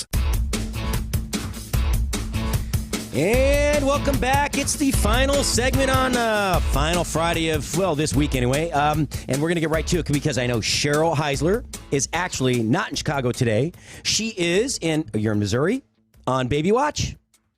Kansas City, here I come. Woo! All right, so yeah, I'll keep you for 2 days, but I know that you may have some more important things to take care of today. So I know you always say live radio has got to be spontaneous. You never know what's going to happen. Have you ever had a grandmother to be become a grandma while she's on the radio? This is possible. This is live. This is really happening. Our kids are in labor, and it's nothing so far, but. I have had you call in after being snowed in and not being able to get home. You had to call me from O'Hare. Your life just gets more and more exciting, which keeps the show nice and fresh. But hey, I want to thank you. You were very hospitable. Well, that's great. Your hospitality towards us when we were in Chicago was fantastic, and it was really fun. Just making the video, the Facebook Live at the Writers Theater, and seeing you at the show, just fantastic. Putting a face with a name and making a friend makes a big difference. It's great. Yeah, it was awesome. And you've had some great ideas since then. I felt so lucky last weekend. First of all, that the timing worked out. We could have been in Kansas City last weekend instead. But to get to actually do a show together, live, drinking together, Chef, you and I sort of toast virtually every Friday afternoon, but we could really clink glasses and enjoy. So and the pleasure was all ours. We got to get you and Marie back to Chicago soon. It was, we got to get the whole group up there, but it was damn tasty. Can I tell you? It was that one with gin, the one with, oh my gosh, with the fresh lemon and lime. Oh. That's one of the best cocktails I've had in a long time. It's just that, what was it? So it was the simple syrup, gin, lemon, lime, and what else was in that? Oh, soda. Well, it was fresh lemon and fresh lime, and of course, what made the difference was also the fresh ginger on the top. Oh my gosh, that was unbelievable. That was a big piece of it. It just was very super fresh, and that's one of the things we pride ourselves on at the Writers Theater, is doing things that are just a little bit different, maybe a touch more sophisticated than what you're going to find, at your average bar, and really play to our patrons. For the people who were able to watch the Facebook Live, and it's on streaming too. If you want to see it, right? It's not it's not gone. It's there forever. Oh yeah, it's there. You can Absolutely. see us getting to know each other behind the bar there, and a little bit of talk about the Writers Theater, which is a fantastic venue, award winner nationally, even though it's in the little sleepy suburb of Glencoe, Illinois. So it's a pleasure to work for them and to do their mixology consulting. But it was even more fun to share it. So what a beautiful little theater as well. Last week was gorgeous. The architectural elements and just the way everything was designed to fit into the space. So it didn't feel like, well, it's very much more modern than the town around it. There's a lot of glass. It was designed to really fit into the neighborhood. But last week was also great because we had the chance to walk the National Restaurant Show, and I spent a lot of time in the drink section. Oh my gosh, I thought the bar show had so much to offer. It was awesome. Did you have a favorite booth? We didn't get a chance to really talk about it because we met up and then we separated. We met up again. So one of my favorites is actually not alcohol. It's the company that does the round ice cubes. They can put your logo on the bottom. Oh, I love that. Isn't that so cool? Yeah. Yeah, it's got that big weighted dome, and you put the square ice cube in. It comes out round. They are fantastic people. They are so sweet. And I'll tell you, he looked exhausted though. I forgot the gentleman's name. I think hers is Lori or something. He just was. I was trying to engage him in conversation. He was so tired because I think a couple of people got sick and didn't make it to help staff the booth. And but there was that one. Oh no. Oh yeah, there's that one. And the bitters company that's always there. They have like 15 different bitters. So I think bitters is such a unique way to add depth to a drink. That I really enjoy. They always have something new. No, I was going to say the flavors of bitters. I was looking at some old cocktail books, some vintage cocktail books, and if you added, a little bit of original Peychaud's bitters or a different kind, but an original Trinidad digestif, that was considered, cutting edge. And now you've got bitters in every fruit flavor, savory flavor, sweet flavors, rhubarb, celery, crazy things. But you're right. A little drop can sometimes change the whole profile of a cocktail. Absolutely does. And there's so many great things out there. I did think it was unique. They had the beverage company in the corner. They have the Moscow Mule mixes, and then they have the margarita mixes, which were both very good actually. And basically, it's a bag in a box. It's a very quality bag in a box, which is how the Coca-Cola syrup comes, or your soda syrups. And the fact that that's pressurized through the line, and then you can mix it while you're pouring, that gives you a very consistent drink for the guest. I think on a commercial level, that's a brilliant idea. Those are the big ones. I can see the show as a plus for so many different kinds of folks, right? So if you're in the commercial or the retail end of things, there are products that are going to save you time and money. But if you're a one-off mixologist like I am, there were also people who were just trying to introduce their brands, a lot of entrepreneurs. And so I was seeing things that, different kinds of things. There was a woman with a limoncello product, different than anything I had tried. It was a cream limoncello. Oh. There were the folks doing the very cool, the Ripples company that was doing the logos on cocktails. So actually, that was really. So I was just thinking in that section. I was going to bring that up later. That was the coolest thing I saw, probably the whole show. food and beverage included. Can you want to describe that to everybody? Because unless you see it, it's really Wow. hard to imagine. So, there's a Facebook Live video. I think it's probably on the Patrick Mosher page. I'll share it to the other two. But basically, they take a foam. The foam, if you have any drink with a foam on it, whether it be a coffee beverage, a beer with it, which has a more dense head. It can't be like something you pour into out of a can or something. It has to come out of tap. And then you could take or a cocktail with some sort of egg white, or what's the stuff you make from the chickpea water? What's that stuff called when you foam that up? Right, aquafaba. Yeah, aquafaba, whatever. It's okay. Well, that makes sense. Bean water, it should be aqua de fave, actually. So that makes sense now. Now I get it. So aquafaba, and basically this foam that sits on top of the drink, you put it up inside this. It looks like a coffee brewer, like a commercial coffee brewer, and you put it up under there, and you can put an image on top of that foam. They use a printing laser. To do that, and the way they print it, they use two dyes. One, I didn't ask what the brown one was. The red one is actually carrot. It's carrot derived, and they can put a logo. The brown one, I know what soy? the brown one is. They were telling us it's actually malt. Really? It's Oh, like that what makes you'd sense. use in a beer, kind of a malt. Mm-hmm. Awesome. That So way, everything is edible, no fake stuff. They were beautiful. The images, they could take somebody's face, they could take your they're logo, awesome. they could take funny comments. I was thinking about for the theater, if you do a Shakespeare play, you could have a quote right out of Shakespeare sitting on the top of the glass. Well, they really did. love those guys. They put the Food Biz Pro logo on one drink, and on the other one, they asked me to pick one. And since it was Spoony, I could have done the Spoony logo, but there's another one that said, "Can we spoon?" And it has spoon on there, so I thought it was going to be funny. But they said they've had some unique, I said, hey, this could be like the ultimate, pickup line or the ultimate breakup. And they said they've had several breakups. One was in a coffee shop, didn't even bother to buy the cocktail. I was like, well, if it's time to break up, it's time for coffee. And then they've had several marriage proposals. And the only thing is you just need enough time for the Wi-Fi. How cool is that? They just need enough time. I thought it was just great. Yeah, but they just need enough time via Wi-Fi to upload that image, or the words, or the the logo, and it's just very, very cool. And Yossi, the owner of the company, the creator of the product, was amazing. The bartender back there, Bob, I'm sorry, I forgot your name. He's out of Atlanta. Really cool character. So the aquafaba, when they made it, they were having a hard time getting it to stick to the glass, because I don't think he put enough in, was what happened. They were a little light on it. So when he scraped the top, it kept scraping over and coming away from one side. And, it was fun on my part, because for once I wasn't the one that was a little, struggling with trying to put something together on a plate or in a glass. But that's what happens when you do live radio, right? Oh, I know. It's can crazy. happen. But yeah, it was an awesome product, and it's called Ripples, and it's called a Ripples Maker, and I think it's drinkripples.com. Drink Ripple or Drinking Ripple. I think it's Drink Ripples. Awesome stuff. I've got information, but if anybody's got questions about the show, things that we saw, brands that we saw, let us know.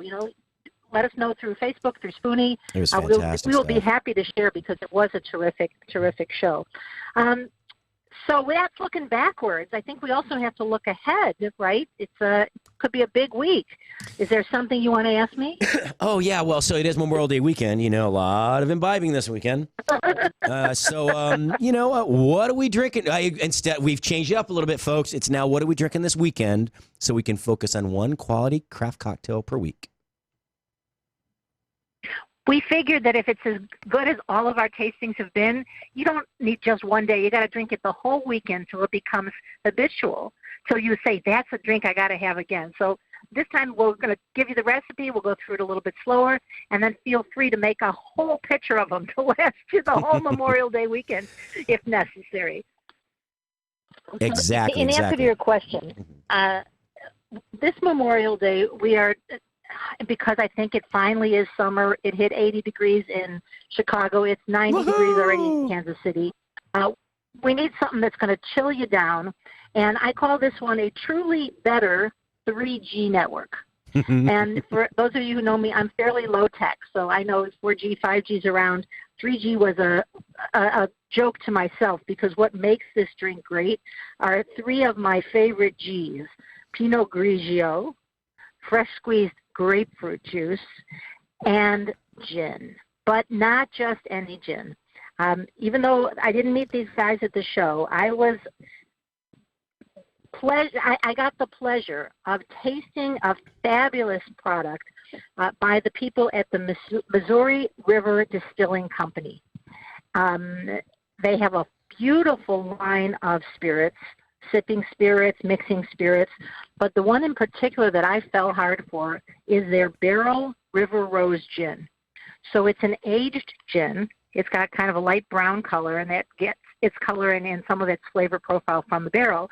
But when you mix it, like I've done here, with 3 ounces of Pinot Grigio, 2 ounces of fresh squeezed grapefruit juice, it's got to be the fresh stuff, with pulp and everything, and an ounce of the Barrel River Rose Gin, you've got this drink that is bright, it's cooling, it's a little bit citrusy, and the Barrel River Rose Gin just ages this whole cocktail in a way that you just want another one, and another one, and another one. Well, I'm not even starting before I have to go to the hospital. I think they were going to be wondering about this woman. But it's so much fun. I had the chance to talk to one of the reps for the Missouri River Distilling Company the other day. His name is Sam. He took me through a lot of the information about this growing craft distillery. There are only 5 full-time employees, and they are making over 20 different products. Wow. And they are totally grain to glass. Everything they do is right in under one roof, right? They like to refer to themselves as hyper-local, meaning that anything they use, from the grains to the flavorings, are all within 25 miles of their Iowa base. Fantastic. So I love the fact that it's family-run. 2 brothers started it, Ryan and Garrett. They expanded to a few other close people to allow them to help, but then everything they do is their way. They keep control over the product, the timing, the seasonality. This Barrel River Rose Gin that I'm so crazy about, I have to get my hands on now because it's a seasonal item. And while they have a lot of other products that you can get all the time, this one and another one, their Cody Road Bourbon, which is a maple bourbon, when that comes out in the fall, I think I got to pre-order it because that sounds amazing to me for mixing and for sipping. So it's so much fun when you Patrick, we have a lot of fun with different products. Not that we can't use commercially available, larger production kinds of spirits, but to find a group that's just doing their own thing, their own way, and being able to share that with our listeners, that to me is really, really fun. No, absolutely. Now, I know they have distribution in many states, but what's also nice about the Mississippi River Distilling Company is that you can get to them online. So even if you can't find them locally, they have a distributor who will ship to you. That's unless you're in awesome. a couple of there are a couple states that have funny laws about that. But yeah, like we you can't can ship get, out, by we the way, can't you ship can get it out in of Texas, Texas. but we can ship in, but we can't ship out. Right, but I don't remember exactly which stores have it in Texas, but I got to find out and send you there because it's just a terrific barrel-aged gin for mixing with. And I got to tell you, do you love fresh grapefruit as much as I do? I think that is one of the best citrus flavors going. No, I love fresh grapefruit. It's it's one of my favorite citrus, especially the ruby red, because it's a little less acidic. Yeah. But yes, I do. My mother, when we moved to my mother had grapefruit every day, so yeah, it's one of my favorites. I remember, and my mother wouldn't do it, but our grandma, David's grandma, my husband's grandma, actually would squeeze, if she lived in Florida, and she'd squeeze fresh orange and grapefruit juice for us in the morning. Oh, that's fantastic. And I actually remember one story. I came in, from the other room, and I see David's grandma's kind of tilted horizontally at the kitchen, looking at the kitchen counter.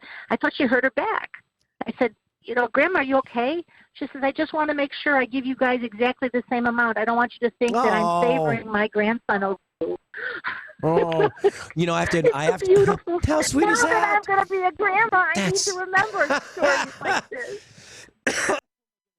That's funny. So there was a time for many years I did not eat grapefruit, and there's a specific reason for that.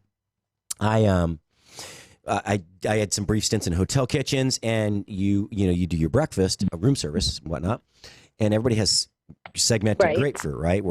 So that's where you cup the grapefruit flesh out from between those little, the little segment, the actual skin between segments. Yes.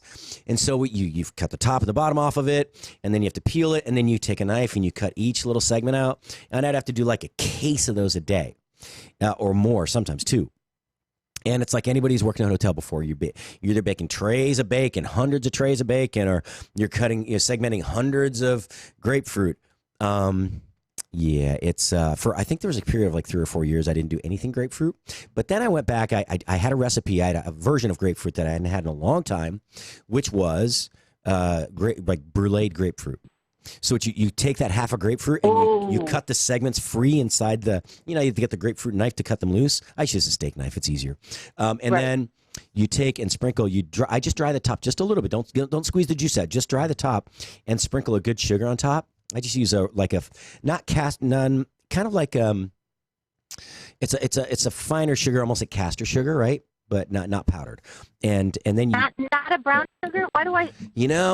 Because brown sugar. Okay, brown sugar should never be used for creme brulee either because it has molasses in it. Now you could use brown sugar on that, I suppose, but you're not going to get that crisp, the brulee, that crunch you want like you get from a creme brulee. Brown sugar doesn't melt the same. And but no. Mm-hmm. And it's a different flavor. But anyway, so you could use brown sugar if you want to, but we used to put them in the salamander, the above the range broiler. But you can take a torch if you want to, like you would make creme brulee at home. But I'll tell you what, it was fantastic. And then I was remembering, I don't eat grapefruit anymore. That's fantastic. Oh man, that was, and I remember my days in the hotel. I was like, It's funny how a ton of sugar on something kind of makes it taste better too. Well, it doesn't take a ton actually. For that, you take about a tablespoon for a half, or maybe a little less than that, maybe a teaspoon and a half. And it works. It's just it has that really chemically aftertaste if you don't do something to grapefruit juice or grapefruit in general, which is okay. But when you have grapefruit cut in half like that, the oils in the skin and in the pith, because you're scraping it out, you tend to get more of that. Right. And so, I like that bitterness to be offset by a tiny bit of sugar. If I had segments, I would never sprinkle sugar on it ever. But because it's bruleed and it's a unique presentation, and I like that. What goes well with grapefruit is tarragon. It's got that tiny hint of licorice. That sounds good to me. Mm-hmm. And yep. You're a tarragon fan. I know that. We talked about that last week at the theater. So my favorite dessert of all time is a roasted strawberry panna cotta, and I do a very. It's basically. It's a custard mix with gelatin in it, and then you chill it, of course. But it's got you roast the strawberries, and you put a tiny bit of sugar on them, and then you put a tiny bit of sugar, and then you put whole tarragon sprigs in there, and you roast them until the juices really start to come out, and it gets a little watery, and chill it down, and then you push it through the sieve, and push as much of the flesh of the strawberries you can with no seeds, and then you make the custard. Oh my gosh, it's so wonderful. And but that tarragon adds it. If you don't like licorice, try tarragon as a hint of something like roast chicken on a bed of tarragon and rosemary, and then just eat the chicken. Tarragon, yes, and it's subtle. It doesn't hit you over the head like some spices you're just so aware that they're in there. Mm-hmm. Tarragon, I think, is just something that adds a little bit of a flavor to it. But Chef, go back a second. Mm-hmm. When you were talking about the flavor of citrus and grapefruit in particular, did you happen to see the booth for a company called Twisted Alchemy? And they had juices pre-done with super great flavors, and they claim, and I'm going to have to look at this for my theater client, that if you buy their pre-bottled product, it comes out to about 50 cents a unit. Can I tell you, after making all those lemon and lime drinks, if I could have spent, I'm sure I spent close to 50 cents. And you know the story of how that went, right? I couldn't get those lemons and limes but it's not just ready fast enough. I really want to explore that product. It's not just the 50 cents. So if you're going to save, it's probably at least 50 cents because you saved a lot of labor. And we start adding up, and not just that, the storage. You got to move the cases of lemons and limes back and forth to the cooler. And if you can find, look, there's nothing wrong with a quality ingredient that replaces what you're using. Nothing at all. and there's no one should tell you any As long different. as it's quality. Correct. Right, and you're not just doing it for the price because, for instance, the drink that we made last week was so good because of the fresh ingredients. Oh my gosh. I betcha, and I'm hoping to talk to those folks about it, see if I can get some samples to show the theater. I bet you if we substitute out, because they've got the juices to a very bright quality, even though they're prepackaged. It doesn't have, you see the stuff in the grocery store that, it's lemon or lime, but it doesn't have the same oomph. I thought these products were terrific. So I'm going to look into those as well. I got so much follow-up. I don't know. I'm sure you too. You spend several days at the show, and you got several days worth of there was so paperwork much and emails. stuff. There's so much. I'm still following up with people. So I had the guy, one of the Innovator Awards winners. He developed this. I told you about the straws from Straw. They're called Hey Straws. Yeah. Fantastic I product. love those guys. Mm-hmm. So there's that. What else? There was, oh my gosh, I talked about them the other day, but have you ever seen the alginate pearls where they take, it's an algae extract. Oh, yes. Yeah. I think I know what you're going to say. Go ahead. Yeah. So you can fill them with, they make small ones. They're a little pearl, they look like pearls, but then you can make larger ones. The first ones were made at El Bulli, I think in 1992, the very famous, Catalonian restaurant, which is now closed, but that's where, they would make these olives that look like an olive. But it was the alginate capsule with olive juice inside. And there's a company now that makes those commercially, and they're fantastic. And they make gorgeous garnish for different, they add flavor, sure, Mm-hmm. but also just in terms of colors and toppings. And they were on my list. I read about them, and I didn't see them this time. I bet that booth was busy. Yeah, well, I'll send you the information on that. But what's cool about this, you can make those alginate, those pearls or capsules, so to speak. You can make them with dressing inside, so you can break it over your you could do like a deconstructed Caesar salad and break the Caesar dressing over it. Now, the thing is, as a chef, we used to have to make like 400 to do a party of 200 because they break. And in transport, they have to be, they have to be transported in a big container of olive oil because they break, and it's so difficult. And then if you do something like Caesar salad Caesar dressing, it's acidic, so they break. And to see someone have such a quality product, and they're doing such a great job, that is back to the original that they created, that Chef Adrian Ferrer created so many years ago that nobody's been able to do on a commercial basis. Tech is really doing a great thing for the industry, both food and beverage. It's fascinating. There's so much that's happening you remember a couple of years ago, everybody was doing sous vide, and now it's, that's old technology. Now they're on to so many other things. Oh, I know. It's like, are you a reverse sear or do you sear first then roast? Have you heard that one? So now there's part of what was great at the show, there was a couple of guys that were just good old-fashioned salesmen. I don't know if you saw the way back of the bar show. There was the guy with the pots and pans. Yes.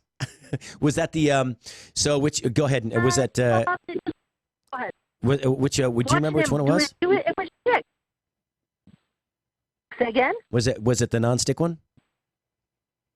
Yes, where he melts the cheese and wipes it off, and he's got a line for everything. It was just a pleasure to be sold. Was that I didn't end up buying them because I don't have any more room for pots and pans, but I would have because he just did a great job at engaging people. It was like at a barker at a carnival. It was getting you back into that personal sale, not an email, not a pitch over, LinkedIn. It was real live salesmanship. I loved it. Well, Ron Popeil, I'll tell you what, Ronco.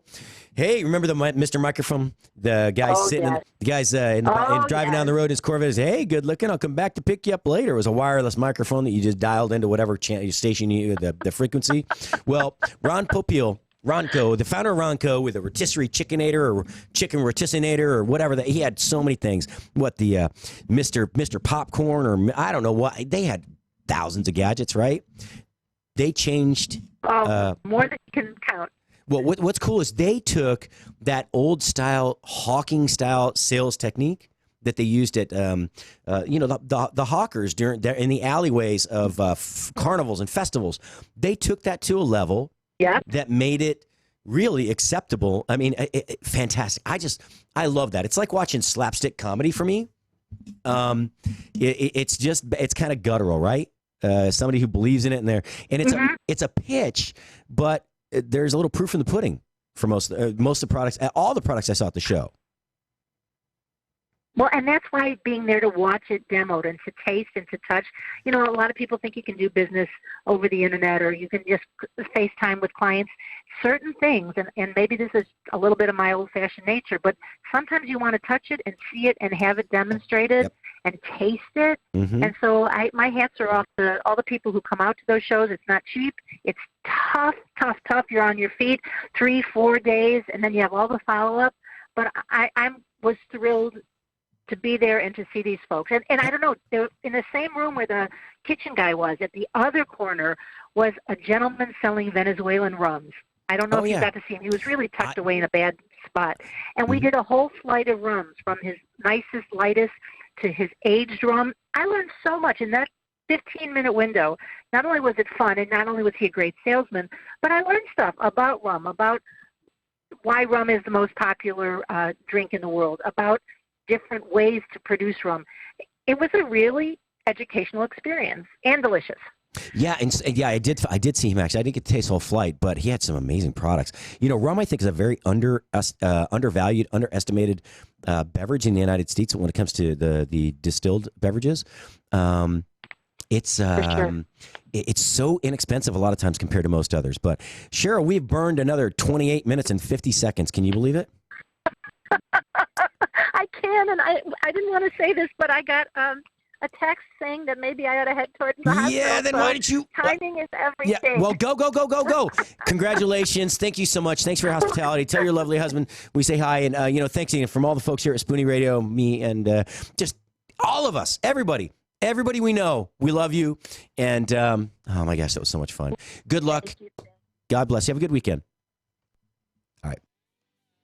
All right, I muted myself instead of her. Okay, that means it's time to go, folks. It is Friday, the end of Friday. Look, be safe for the Memorial Day weekend. Remember, if you drink, don't drive. There's Uber, there's Lyft. You have friends with keys that haven't been drinking. You made it through another week. Have a great weekend. Ciao for now. Remember, you are what you eat.